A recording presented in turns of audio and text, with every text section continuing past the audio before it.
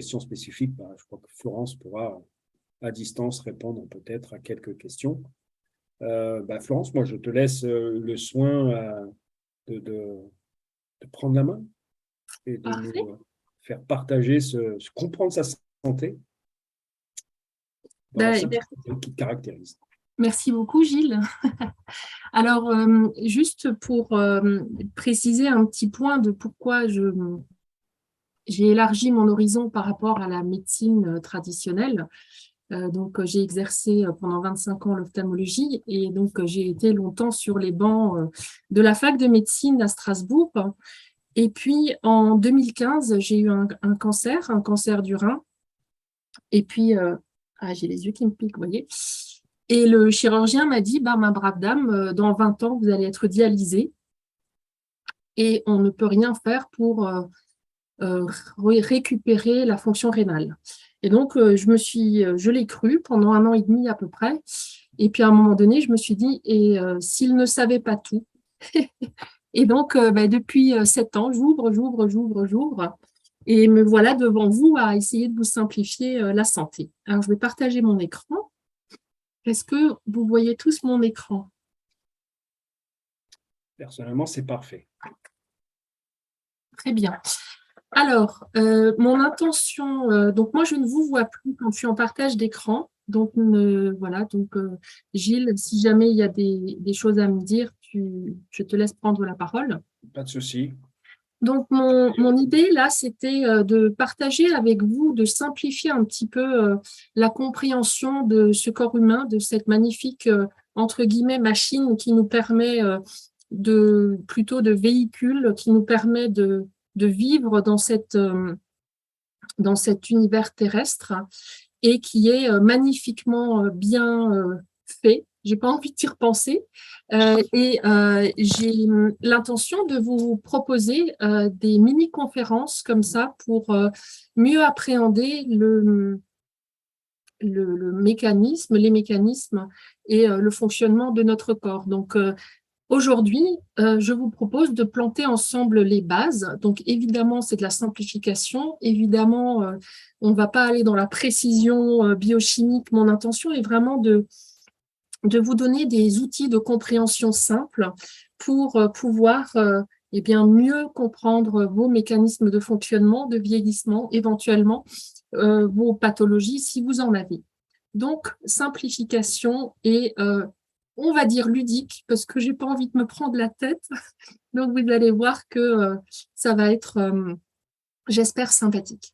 Donc, ce soir, on va démarrer avec le premier chapitre de cette série que je vous propose, que j'ai intitulé Les bases de la cellule à l'individu. Alors, eh bien, Gilles vous l'a dit, avec le petit mini-nous, on va faire un petit voyage à l'intérieur de nous, donc vers ce qu'on appelle, enfin ce que j'ai entendu dire un jour, les mini-nous, qui sont en fait nos cellules. Nos cellules, elles sont minuscules, elles paraissent simples, mais en réalité, elles ont une structure qui est très élaborée, qu'on pourrait comparer à des mini-villes, parce qu'il y a tout un fonctionnement très bien orchestré et avec tout un tas d'organites, le noyau, l'ADN, enfin tout un tas de choses à l'intérieur. Et pour simplifier, dans notre corps, il existe à peu près 200 types de cellules différentes. Là, je vous représente des cellules des globules rouges qui sont en train de se balader dans un vaisseau sanguin. Et donc, vous voyez que la forme des globules rouges est différente de la forme des cellules qui constituent la paroi des vaisseaux sanguins. Et là, je vous présente un neurone.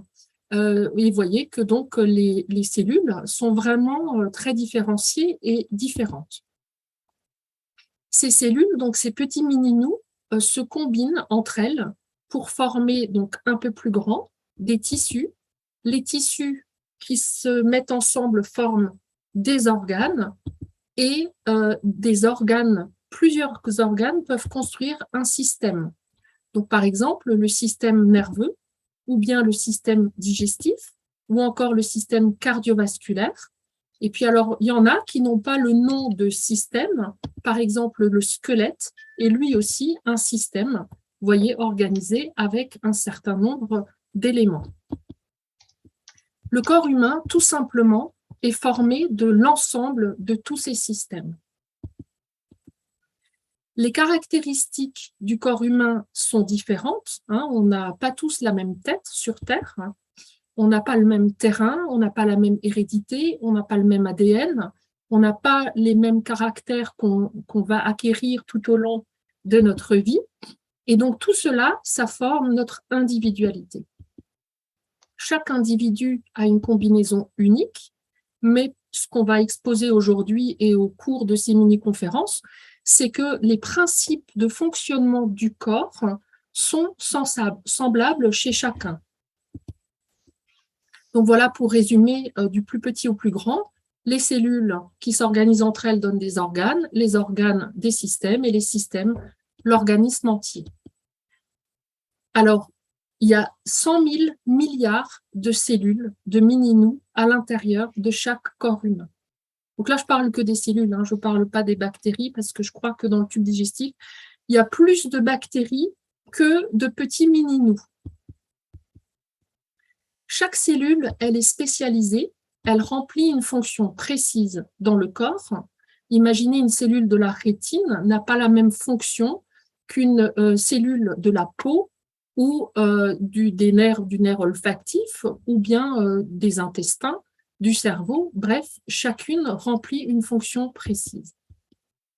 Et pour bien remplir sa fonction, le corps met à sa disposition ce que j'ai appelé son service logistique, qui est comparable d'un organisme à l'autre et qui comporte, entre autres, les mécanismes de défense, des mécanismes de communication entre les cellules, entre les systèmes, des systèmes régulateurs qui sont vraiment très importants pour que le corps atteigne ce qu'on appelle l'homéostasie, c'est-à-dire une sorte d'élément du milieu où quand il y a trop de quelque chose, la régulation va baisser, et quand il n'y a pas assez de quelque chose, la régulation va renforcer. Il y a aussi des systèmes de réparation, tout le système de nutrition du tube digestif et des systèmes de nettoyage, j'en passe, et des meilleurs. À l'origine, notre corps a vraiment tout pour se réparer tout seul. Et on est très bien équipé et très bien coordonné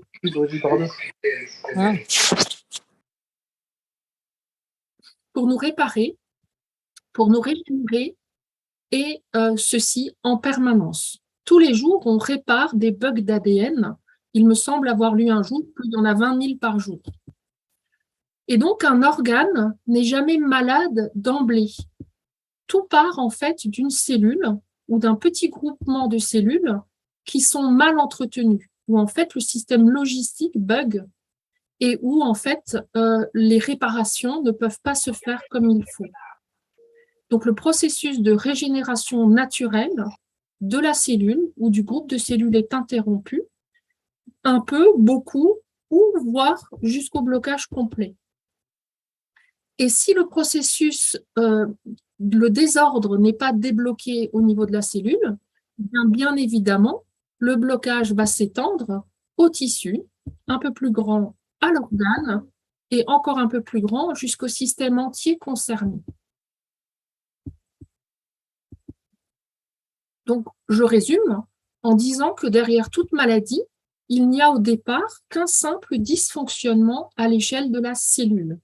Donc, on va un petit peu s'en occuper de cette cellule pour comprendre. Dans les dysfonctionnements, eh bien, il y a une origine au dysfonctionnement, entre autres, quelques troubles faits que j'ai envie de citer ici, comme l'oxydation avec les radicaux libres, ou bien l'acidose, quand l'équilibre acido-basique n'est pas bien régulé dans le corps parce qu'il y a un excès d'acide, il se passe des problèmes. Le microbiote, qui est donc le tube digestif avec les bactéries qui sont à notre service, lorsqu'il est déréglé, eh bien, ça donne aussi des problèmes. Donc là, je n'en ai cité que quelques-uns que nous verrons au fur et à mesure de notre petite série de conférences. Des pourvoyeurs de radicaux libres, eh bien, on en connaît un certain nombre, les polluants, les stress, les mauvaises habitudes alimentaires, et puis on verra la prochaine fois, en particulier le gros pourvoyeur des radicaux libres, c'est tout simplement l'oxygène que nous consommons, utilisons pour fonctionner normalement. Eh bien, il y a des petits déchets, il y a de l'énergie qui est produite, et puis il y a aussi des radicaux libres de façon normale. Donc, tous ces troubles faits conduisent à la même chose, en fait, à une inflammation. Et parce qu'ils oxydent des molécules qui nous composent.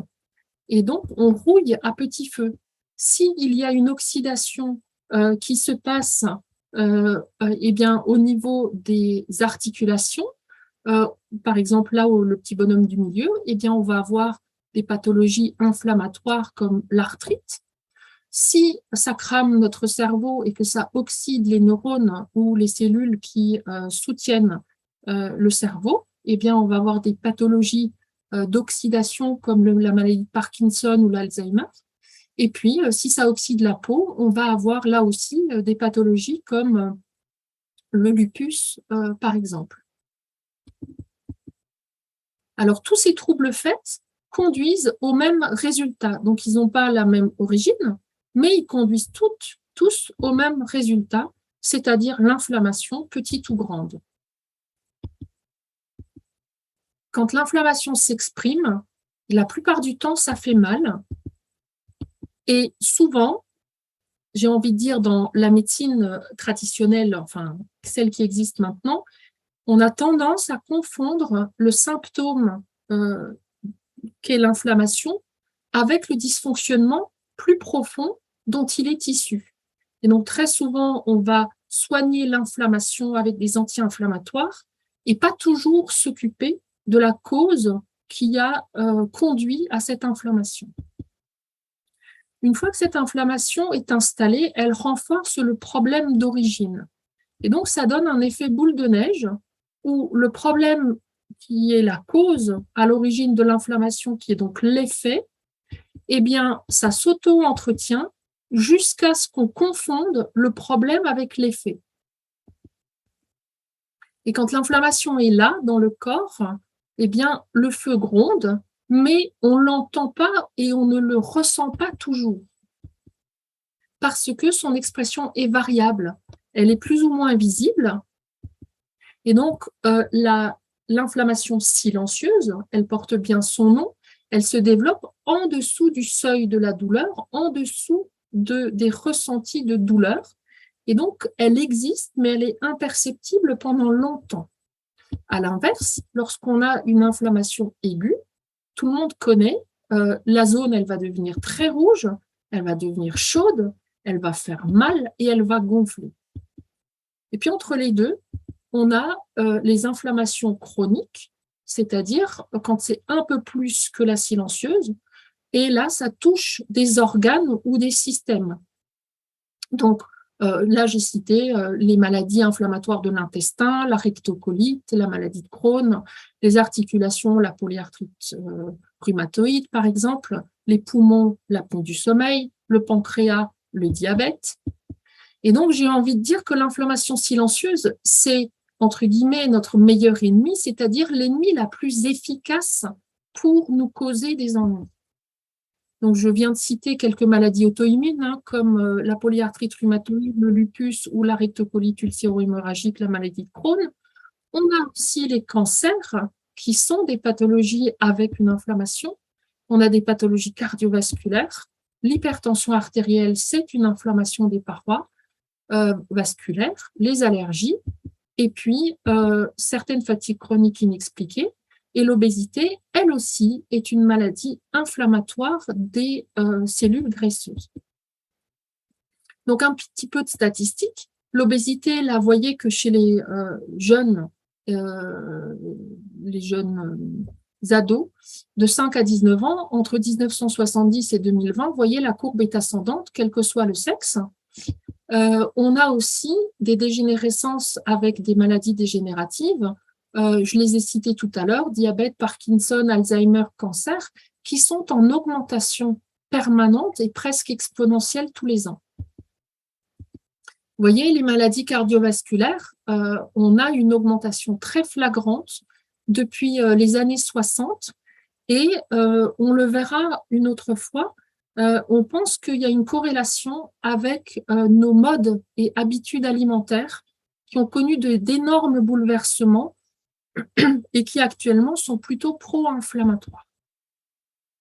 Voilà les chiffres du diabète qui explosent en France et dans le monde. Et donc, Hippocrate, qui existait il y a quelques temps, eh bien, avait déjà décrit à l'époque les 4 principes diététiques de l'alimentation parce qu'il pointait déjà le rôle de l'alimentation dans les désordres corporels et les maladies à l'époque. Vous voyez que ce n'est pas tout nouveau et on sait très bien que l'alimentation est un pourvoyeur de pathologies. Alors, j'aimerais vous présenter à ce stade de ma petite présentation ce que j'appelle moi l'effet ciseau, c'est-à-dire que j'aimerais que vous vous rendiez compte qu'à un moment donné, il y a un point de bascule entre la zone de bien-être et la zone de risque. Donc, c'est le petit point du milieu. Alors, on va aller le voir un petit peu plus en détail. Lorsque nous sommes petits, on fabrique peu de stress oxydatif, peu de radicaux libres, hein, on est plutôt insouciant, on n'a pas beaucoup de stress psychologique, on n'a pas beaucoup de pollution parce qu'on a un organisme qui est jeune, donc il n'a pas eu le temps de stocker et on n'a pas encore respiré et fait beaucoup d'exercices physiques dans notre vie. Donc, on a un petit stock de radicaux libres qui va en augmentant avec le temps. Et parallèlement, on est vraiment bien équipé avec des systèmes de défense antioxydative, avec des systèmes de réparation.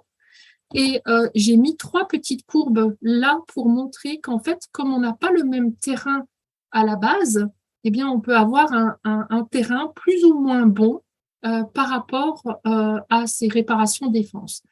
Et je ne l'ai pas représenté sur le schéma, mais il y a une vraie cassure à partir de 40 ans où ce système de réparation défense eh bien, devient moins bon.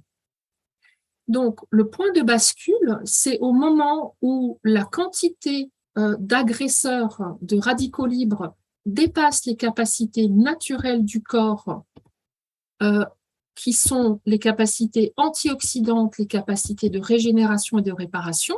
Donc, c'est ce fameux point-là au milieu où tant que nos défenses sur la partie gauche de régénération et de défense sont meilleures, que la quantité de stress qui arrive, eh bien, en fait, on est en pleine santé et tout va bien.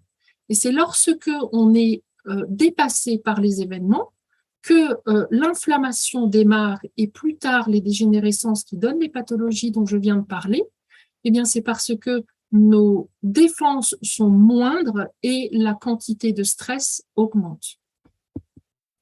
Et donc, on a, au vu de ce petit schéma tout simple, 2 volets d'action possibles pour changer la donne. On peut agir sur notre capacité d'autorégulation, d'autorégénération, d'autoréparation et l'améliorer. Et puis, on peut aussi agir sur la réduction du stress oxydant en particulier. Et tout cela, pourquoi? Parce que l'enjeu, finalement, c'est quand même de repousser l'âge d'entrée dans la zone de risque, c'est-à-dire de repousser ce petit point de bascule le plus tard possible pour rester le plus longtemps dans cette zone de pleine santé, parce que en repoussant cet âge d'entrée dans la zone à risque et donc en diminuant l'ampleur de l'inflammation, eh bien, ça va nous permettre de vieillir en bonne santé. Figurez-vous que on peut, tout au cours de la vie, par moment, souvent on le fait par à-coup quand ça va moins bien, eh bien, on peut faire des actions de régénération et puis, parallèlement, des actions de diminution des stress. Voilà ce que je voulais dire. Figurez-vous que les statistiques de l'INSEE sur l'espérance de vie, c'est qu'en fait, il y a une différence entre l'espérance de vie totale et l'espérance de vie en bonne santé. Vous voyez que la dernière fois que ça a été déterminé, l'espérance de vie globale des femmes, c'était à peu près 85 ans et les hommes un peu moins. Sauf que c'est en train de changer un petit peu parce que les femmes prennent de mauvaises habitudes sur beaucoup de choses. Et puis, si on voit qu'il y a 15 ans de différence, eh ben, ça nous amène respectivement à 64 ans et 63 ans. Or, l'âge de la retraite, elle va être repoussée dans les années à venir. Et donc, ça veut dire tout simplement qu'on va travailler toute notre vie pour espérer la plupart du temps pouvoir en profiter au moment de la retraite, sauf que l'INSEE nous dit que, au moment de la retraite, on est déjà dans cette zone à risque et on a quitté cette zone de pleine santé et donc on va passer notre retraite déjà avant le début de notre retraite, probablement à essayer d'échapper ou de traiter des pathologies. Alors cette fameuse inflammation, pour moi, c'est la constante dans toute maladie. Et donc, la combattre et combattre son ou ses origines, encore une fois pour moi, c'est la priorité absolue en matière de santé. Lorsque la maladie est déjà installée, un retour en arrière, ça va être compliqué et surtout, ça va être long. Par contre, maintenir les cellules en bon état de fonctionnement, c'est-à-dire les soutenir dans leur capacité de se réguler et de se répartir, eh bien, c'est relativement facile. Et ça, on est dans le volet de la prévention. Pour moi, la prévention, c'est un véritable besoin. Et même, la prévention, c'est pas une option. Si on désire vieillir en bonne santé, bien évidemment, il y a des personnes qui aiment bien être malades.